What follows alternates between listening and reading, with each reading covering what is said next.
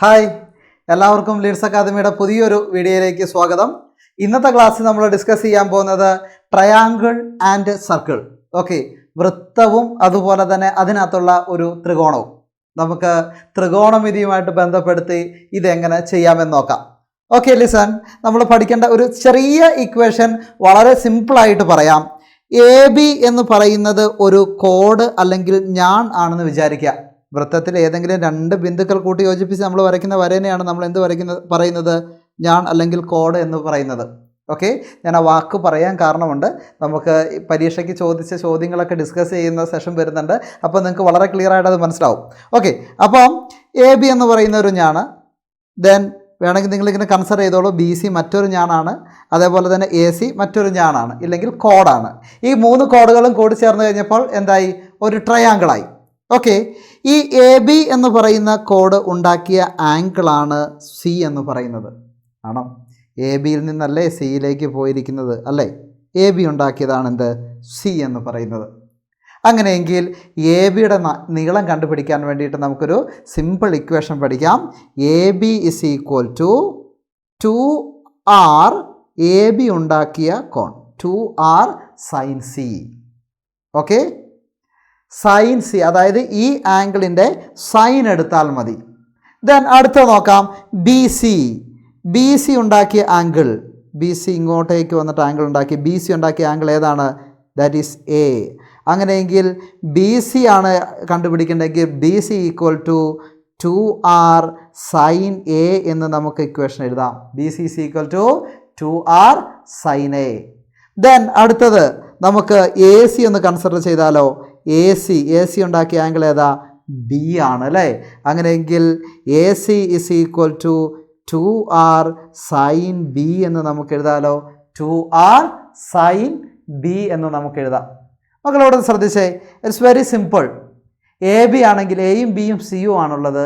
അതിനകത്ത് A B equal to എയും ബിയിലും ഇല്ലാത്തതാരാ? C ആണ്. അങ്ങനെയെങ്കിൽ A B is equal to 2r sine C. ഇനി ബി സി ആണ് ചോദിച്ചിരിക്കുന്നത്. ബി സിയിൽ ആരാ ഇല്ലാത്ത? എ ആണ്. 2r sine A. Then A C is equal to, A സിയിൽ ആരാ ഇല്ലാത്ത? ബി. 2r sine B. ഇത് മറ്റു രീതിയിലും വേണമെങ്കിൽ നമുക്ക് എഴുതാൻ പറ്റും. ഡി സൈൻ സി എന്ന് എഴുതാം, അതേപോലെ ഡി സൈൻ എ എന്ന് നമുക്ക് എഴുതാം, ഇല്ലെങ്കിൽ നമുക്ക് ഡി സൈൻ ബി എന്ന് നമുക്ക് എഴുതാം.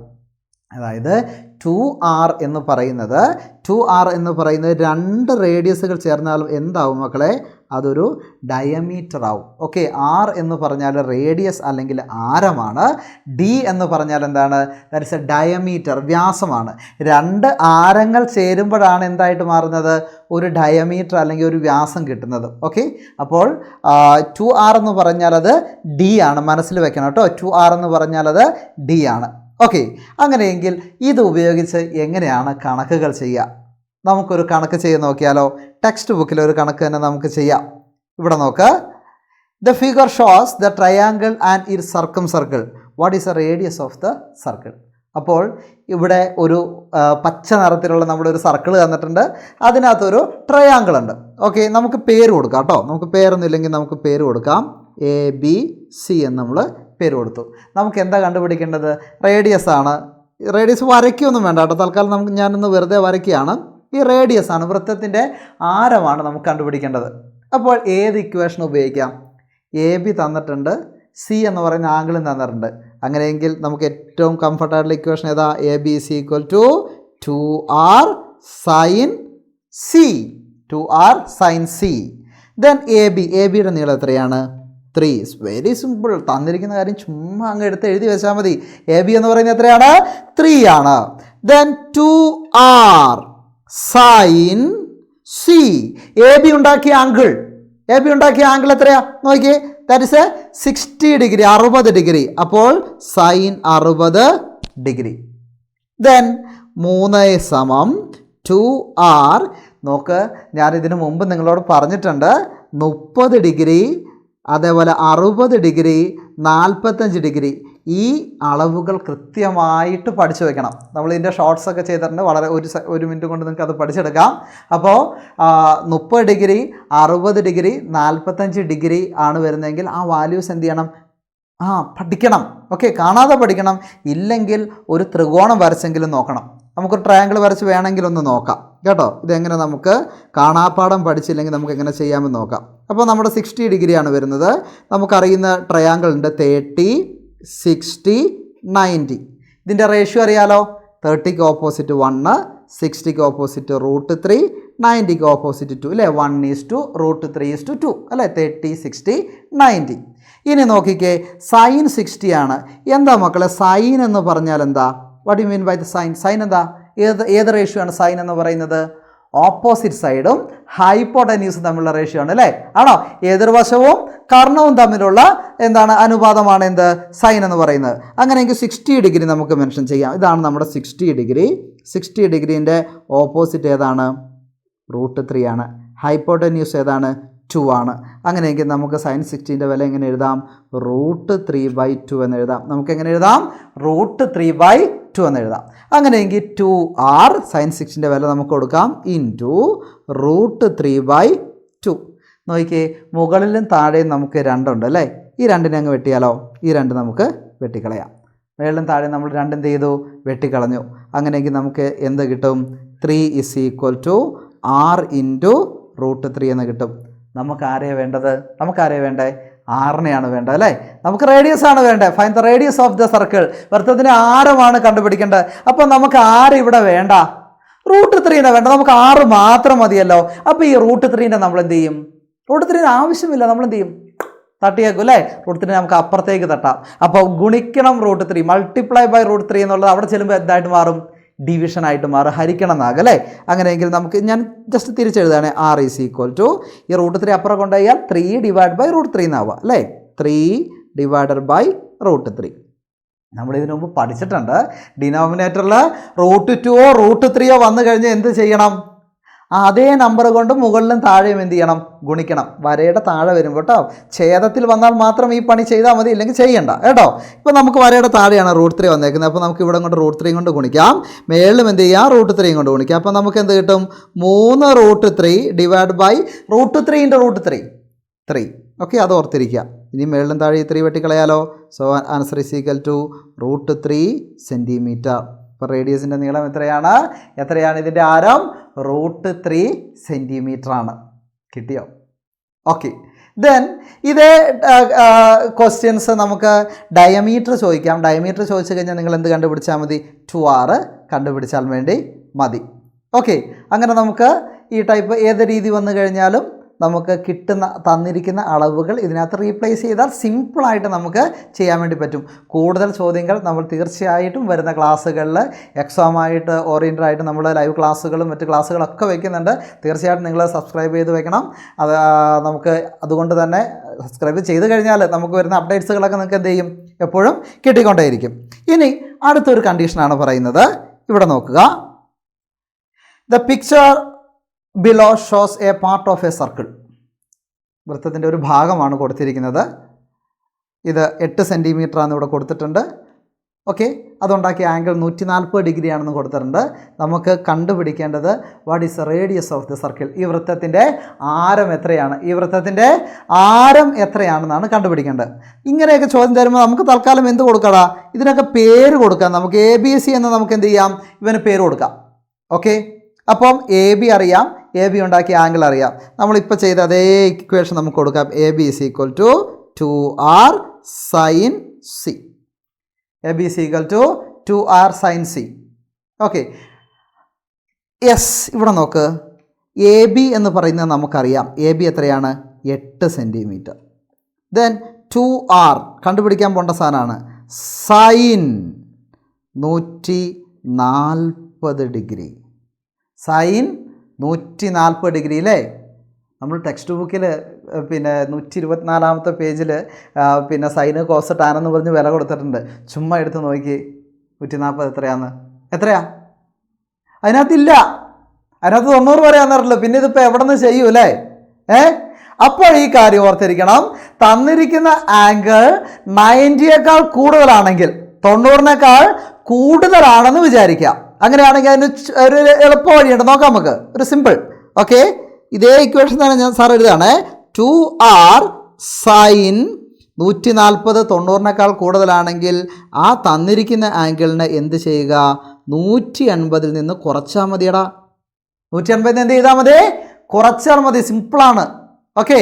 എങ്ങനെയാണെങ്കിൽ ശ്രദ്ധിക്കുക, 90-നേക്കാൾ കൂടുതലാണെങ്കിൽ മക്കൾ എന്നാ ചെയ്യണം? 180-ൽ നിന്ന് ആ ആംഗിള് കുറയ്ക്കണം. സംശയ. അപ്പോൾ നമുക്കിത് എങ്ങനെ കിട്ടും?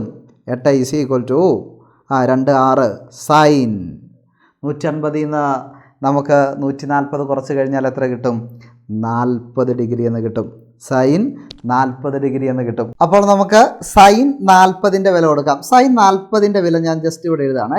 Sign 40 degree is equal to 0.6428 അല്ലേ? നിങ്ങൾ നോക്കിക്കഴിഞ്ഞാൽ നിങ്ങൾക്ക് കാണാൻ സാധിക്കും. 6 4 2 8. ഇതിനി കാണാതെ പഠിക്കണോ? വേണ്ട. എന്ത് ചെയ്യും? പരീക്ഷയ്ക്ക് ബ്രാക്കറ്റ് തരും. പക്ഷേ ഒരു കാര്യമുണ്ട്, സൈൻ മാത്രമല്ല തരും, എന്ത് തരും? സൈനും കോസും ടാനും എന്ത് ചെയ്യും? തരും. അങ്ങനെ നിങ്ങൾ എന്ത് ചെയ്യണ്ട, അങ്ങനെ എളുപ്പ വഴി നോക്കണ്ട. അപ്പോൾ നമുക്ക് നോക്കാം. ഇതിനെ ഞാനൊന്ന് റൗണ്ട് ചെയ്യുകയാണ് കേട്ടോ. ഇത്രയും സംഖ്യ വെച്ച് ഗുണിക്കണ്ടെന്ന് വിചാരിച്ച് ഞാൻ എന്ത് ചെയ്യാൻ പോവാണ്? ജസ്റ്റ് ഇതിനെ ഒന്ന് റൗണ്ട് ചെയ്യാൻ വേണ്ടി പോവുകയാണ്. 0.64 എന്നാണ് ഞാൻ എഴുതുന്നത്. എനിക്ക് 2 ഡിജിറ്റ് എഴുതിയാൽ മതി. ഞാൻ 2 ഡിജിറ്റ് എടുക്കുന്നുള്ളൂ. ഓക്കെ. ഇനി സ്കൂളിൽ നിന്ന് 3 എണ്ണമൊക്കെ ഉപയോഗിച്ച് ചെയ്യാൻ പറഞ്ഞ് 3 എണ്ണം ചെയ്യണം, 4 എണ്ണം ഉപയോഗിച്ച് ചെയ്യണം നിർബന്ധം പറഞ്ഞ് 4 ഉപയോഗിച്ച് തന്നെ ചെയ്യണം കേട്ടോ. അപ്പോൾ ഇവിടെ നോക്ക്, എങ്ങനെ റൗണ്ട് ചെയ്യാമെന്ന് പറയാം. ഇവിടെ നോക്ക്, 6 4 രണ്ടാമത്തെ ഡിജിറ്റ് നോക്കുക. അതിൻ്റെ തൊട്ടപ്പുറത്തെ ഡിജിറ്റ് നോക്കിയേ, 2. ഈ സംഖ്യ, അതായത് നമ്മുടെ മൂന്നാമത്തെ ഡിജിറ്റ് എന്ന് പറയുന്നത് 5 ഓർ മോർ, 5ഓ അതിൽ കൂടുതലോ ആണെങ്കിൽ എന്ത് ചെയ്യണം? ഞാൻ ഈ മഞ്ഞ കളറിൽ രേഖപ്പെടുത്തി വെച്ചേക്കുന്നുണ്ടോ? ഹൈലൈറ്റ് ചെയ്ത ഭാഗത്ത് ഇവിടെ എന്ത് ചെയ്യണം? 1 കൂട്ടണം. ഇനി 5-നേക്കാൾ കുറവാണെങ്കിലോ? ഇഗ്നോർ ചെയ്തേക്കുക, ഒഴിവാക്കിയേക്ക്. വേണ്ട, നമുക്ക് വേണ്ട, അവനെ ഇങ്ങോട്ട് ഒഴിവാക്കിയേക്കുക. അപ്പോൾ ഞാനിവിടെ നോക്കി, 4-ന്റെ തൊട്ടപ്പുറം ഏതാ ഉള്ളത്? 2 ആണ്. 5-നേക്കാൾ താഴെയാണ്. ഞാൻ എന്ത് ചെയ്തു? അവനെ വിട്ട് കളഞ്ഞു. അവനെ വേണ്ട എനിക്ക്. അപ്പം ഞാൻ എന്ത് ചെയ്തു? റൗണ്ട് ചെയ്തിട്ട് 0.64 എന്ന് എടുത്തു. അപ്പം ഞാൻ ആ വിലയാണ് ഇവിടെ കൊടുക്കുന്നത്. 0.64, 0.64. ഇനി എനിക്ക് എന്ത് കണ്ടുപിടിക്കണം? 2r കണ്ടുപിടിക്കണം. 2r ഈസ് ഈക്വൽ ടു ഈ 0.64-നെ ഗുണിക്കണം എന്നുള്ളതാണ്, മൾട്ടിപ്ലിക്കേഷനാണ്. ഞാൻ അവൻ ഇപ്പുറത്തേക്ക് കൊണ്ടുവന്നത് 8 ഡിവൈഡഡ് ബൈ 0.64 എന്ന് കിട്ടും. 8 ഡിവൈഡ് ബൈ 0.64. മക്കളെ നോക്കണം, ഡിനോമിനേറ്ററിലുള്ള സംഖ്യയ്ക്ക് പോയിന്റിന് ശേഷം എത്ര ഡിജിറ്റ് ഉണ്ടെന്ന് നോക്കാം. പോയിന്റിന് ശേഷം എത്ര ഡിജിറ്റ് ഉണ്ട്? 0.64, 2 ഡിജിറ്റ് ഉണ്ട്. അങ്ങനെയാണെങ്കിൽ നമ്മൾ എന്ത് ചെയ്യണം? ആ 2 പൂജ്യമുള്ള സംഖ്യയാണ് എന്ത്? 100 ഉപയോഗിച്ച് എന്ത് ചെയ്യണം? ഗുണിക്കണം. അപ്പോൾ താഴെ ഗുണിച്ചാൽ മുകളിലും ഗുണിക്കണം. നമ്മൾ എന്ത് കാണിക്കാൻ പാടില്ല? പാഷ്വാലിറ്റി കാണിക്കരുത്. നമുക്ക് തീരെ ഇഷ്ടമല്ലാത്ത പരിപാടിയാണ് എന്ത്? പാഷ്വാലിറ്റി എന്ന് പറയുന്നത് അല്ലേ? അപ്പോൾ നമ്മൾ താഴെ ഗുണിച്ചാൽ മുകളിലും ഗുണിക്കണം. ഇനി നിങ്ങൾ 3 അക്കങ്ങൾ എടുത്തിട്ടുണ്ടെങ്കിൽ ഏതും കൊണ്ട് ഗുണിക്കേണ്ടി വരുമായിരിക്കും? അവിടെ പോയിന്റിന് ശേഷം 3 ഡിജിറ്റ് വരും. അപ്പോൾ 1000 കൊണ്ട് ഗുണിക്കേണ്ടി വരുമായിരിക്കും, 1000 കൊണ്ട്. ഇനി 4 ഡിജിറ്റ് നിങ്ങൾ എടുത്തിട്ടുണ്ടെങ്കിൽ എന്ത് ചെയ്യേണ്ടി വരും? 10,000 കൊണ്ട് മൾട്ടിപ്ലൈ ചെയ്യേണ്ടി വരും. 10,000 കൊണ്ട്. ഓക്കെ. അപ്പോൾ അത്രയും ലെങ്തി ആയിട്ട് പോകണ്ടല്ലോ എന്ന് ഓർത്താണ് ഞാൻ റൗണ്ട് ചെയ്ത് 2 ഡിജിറ്റ് എടുത്തത്. ഓക്കെ. അപ്പോൾ 2r ഈസ് ഈക്വൽ ടു 8 × 100 800. ഇനി താഴെ ഗുണിക്കാനൊന്നും പോകണ്ട. ആ പോയിന്റ് കളയാൻ വേണ്ടിയിട്ടാണ് 100 കൊണ്ട് ഗുണിച്ചത്. അതുകൊണ്ട് ആ നമ്പർ അങ്ങനെ തന്നെ എഴുതി വെച്ചാൽ മതി. 800 ഹരിക്കണം 64. അപ്പോൾ നമുക്ക് 800 ഡിവൈഡ് ബൈ 64 എന്ന് ചെയ്ത് നോക്കാം. 80 80, 2 അക്കായുണ്ട്, 2 അക്ക എടുത്തു. 80 64 എത്ര പ്രാവശ്യം പോകും? 1 പ്രാവശ്യം. 64 64 അല്ലേ? ദെൻ 0 - 4 നമുക്ക് ചെയ്യാൻ പറ്റില്ല. ഒരാളെ കടമെടുത്ത് നമുക്ക് ഇവിടെ 7 ആയി, ഇവിടെ എത്രയായി? 10 ആയി. അപ്പോൾ 10 - 4 6 ആണല്ലോ. ദെൻ ഇവിടെ 7 ഉള്ളത്. 7 - 6 ഈസ് ഈക്വൽ ടു 1. അപ്പോൾ നമുക്ക് ഒരു 0 കൂടി ഇവിടെ ഇടാം. 160 160. 160 എത്ര പ്രാവശ്യം 64 പോകുമായിരിക്കും? 16 6 എത്ര പ്രാവശ്യം പോകും? 2 പ്രാവശ്യം അല്ലേ? അങ്ങനെ നോക്കിയാൽ മതി. ഓക്കെ. 64 ടേബിളൊന്നും നമുക്കറിയാൻ പാടില്ല. അപ്പോൾ 16 6 എത്ര പ്രാവശ്യം പോകുമായിരിക്കും? 2 പ്രാവശ്യം. നമുക്ക് 2 എഴുതാം. പോകുമെന്ന് നമുക്കൊന്ന് ചെക്ക് ചെയ്ത് നോക്കണ്ടേ? 64 × 2 2 4 8 2 6 12 128 പോകും അല്ലേ? നമുക്ക് ധൈര്യമായിട്ട് നമുക്ക് എന്ത് എഴുതാം? 128 എന്നെഴുതാം. വീണ്ടും കുറയ്ക്കാം നമുക്ക്. 10 നിന്ന് 8 കുറച്ച് കഴിഞ്ഞാൽ 2, ഇവിടെ 5 ഉണ്ടാവുള്ളൂ അല്ലേ? ഒന്ന് കൊടുത്തില്ലേ, നമ്മൾ അങ്ങോട്ട് കടം കൊടുത്തു. അപ്പോൾ 5 നിന്ന് 2 കുറച്ച് കഴിഞ്ഞാൽ നമുക്ക് എത്ര കിട്ടും? 3, ദെൻ 0. ദെൻ ഇനി കഴിഞ്ഞല്ലേ? അപ്പോൾ നമുക്ക് എന്ത് ചെയ്യാം? ഒരു പോയിൻ്റ് ഇടാം. പോയിൻ്റ് ഇട്ട ശേഷം നമുക്ക് എന്ത് ചെയ്യാം? ഒരു 0 ഇടാം. അപ്പോൾ 320. 320 64 എത്ര പ്രാവശ്യം പോകും? 32 6 എത്ര പ്രാവശ്യം പോകും? 5 പ്രാവശ്യം. അപ്പോൾ നമുക്ക് 64 ഒന്ന് ചെക്ക് ചെയ്ത് നോക്കാം 5 പ്രാവശ്യം പോകുമോ എന്ന് നോക്കാം. 5 4 20 0, 2 6 5 32 32 അല്ലേ, 320 എന്ന് നമുക്ക് ആൻസർ കിട്ടി. കറക്റ്റായിട്ട് കിട്ടിയില്ലേ? ഓക്കെ, ഇനി താഴേക്ക് എഴുതി ചെയ്യണമെന്നൊന്നുമില്ല, നമുക്ക് അതിൻ്റെ മുകളിലെ ആൻസർ കൃത്യമായിട്ട് കിട്ടിയാൽ മതി. അപ്പോൾ നമുക്ക് എന്ത് കിട്ടി ഇവിടെ? ഞാനിവിടെ എഴുതുവാണേ 2r = എന്ത് കിട്ടി? 12.5 എന്ന് കിട്ടി. നമുക്ക് എന്ത് കിട്ടി? 2r. ഡയമീറ്റർ ആണ് ചോദിച്ചെങ്കിൽ നമുക്ക് ഇവിടെ നിർത്താം. ഞാൻ നിങ്ങളോട് ചോദിച്ചത് എന്താണ്? ആരമാണ്, റേഡിയസ് ആണ്. അങ്ങനെയെങ്കിൽ r = 12.5 ഡിവൈഡഡ് ബൈ 2. 12.5 ഹരിക്കണം 2. ഓക്കെ, അതും ഒന്ന് ചെയ്ത് നോക്കാം. കാരണം ഹരിക്കാനും ഗുണിക്കാനൊക്കെ ഇതിനകത്ത് കുഞ്ഞു കുഞ്ഞു കാര്യങ്ങൾ ഡെസിമൽ സംഖ്യകൾക്ക്, അതായത് പോയിൻ്റുള്ള സംഖ്യകളിൽ, അപ്പോൾ ചിലപ്പോൾ സംശയങ്ങളൊക്കെ ഉണ്ടാവും. അതുകൊണ്ടാണ് ഈ ക്വസ്റ്റ്യനിൽ ഇതെല്ലാം വളരെ വിശദമായിട്ട് പറഞ്ഞു തരുന്നത് കേട്ടോ. അപ്പോൾ നമുക്ക് 12.5 എങ്ങനെ 2 കൊണ്ട് ഹരിക്കാം? 12.5 ഡിവൈഡഡ് ബൈ 2. സിമ്പിൾ. ഓക്കെ, 12ൽ എത്ര പ്രാവശ്യം? 2 6 പ്രാവശ്യം അല്ലേ? 6 2 12 അല്ലേ? 6 2s are 12. ദെൻ 2 - 2 0, 1 - 1 0. താഴെ പോയിൻ്റ് ഇല്ലേ? അപ്പോൾ നമ്മൾ മുകളിൽ എന്ത് ചെയ്യണം? ഒരു പോയിൻ്റ് ഇടണം. ഓക്കെ, എന്നിട്ടേ നമ്മൾ ഈ നമ്പർ എന്ത് ചെയ്യാൻ പാടുള്ളൂ? താഴേക്ക് ഇറക്കിയിടാൻ പാടുള്ളൂ. Okay, then 5. 5ൽ 2 എത്ര പ്രാവശ്യം പോകും? 4 പ്രാവശ്യം അല്ലേ? സോറി, 5ൽ 2 പ്രാവശ്യം. 2 2 4 ആണോ? ദെൻ 5 4 കുറച്ചാൽ 1. ഇനി നമുക്ക് ഒരു 0 ഇട്ട് കൊടുക്കാം. ഇനി നമ്പർ ഇറക്കിയിടാനുള്ള നമ്പറുകളൊന്നുമില്ല അല്ലേ? പക്ഷേ ഓൾറെഡി നമ്മൾ മുകളിൽ ഒരു പോയിൻ്റ് ഇട്ടിട്ടുണ്ടെങ്കിൽ നമുക്ക് ഓരോ സ്റ്റെപ്പിലും എന്ത് ചെയ്യാൻ പറ്റും? ഓരോ 0. ഓക്കെ, ഓരോ 0 വെച്ച് നമുക്ക് ആഡ് ചെയ്യാൻ പറ്റും. ഒരു സ്റ്റെപ്പിൽ ഒരെണ്ണേ ആഡ് ചെയ്യാൻ പറ്റുള്ളൂ കേട്ടോ. അപ്പോൾ 10ൽ 2 എത്ര പ്രാവശ്യം പോകും?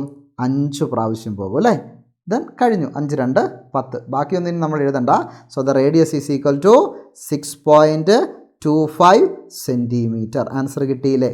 ഓക്കെ, നന്നായിട്ട് കണക്കുകൾ അറിയുന്നവർക്ക് ചിലപ്പോൾ ഒരു ബോറിംഗ് ആയിട്ടൊക്കെ തോന്നാം. പക്ഷേ എല്ലാ തരത്തിലും ആൾക്കാരില്ലേ നമ്മളെ ക്ലാസ്സുകൾ അറ്റൻഡ് ചെയ്യുന്നവർ, അതുകൊണ്ട് മാത്രം സാർ ഇത് ചെയ്തതാണ് കേട്ടോ. അപ്പം ആൻസർ കിട്ടിയല്ലോ. ഓക്കെ, ഈ ഭാഗത്തുനിന്ന് ഈ രീതിയിലുള്ള ചോദ്യങ്ങളാണ് ഏറ്റവും കൂടുതൽ ചോദിക്കുക. മറ്റ് ചോദ്യങ്ങളൊക്കെ ആയിട്ട് നമുക്ക് എന്ത് ചെയ്യാം? ഈ പാഠമൊക്കെ കഴിയുമ്പോൾ നമുക്ക് ഒരുപാട് ചോദ്യങ്ങളും കൊണ്ട് നമുക്ക് ചെയ്യാം. നന്നായി പഠിക്കാം, നല്ല മാർക്ക് വാങ്ങാം. ഓക്കെ, നന്നായി ചെയ്ത് പഠിക്കുക. Take care, by.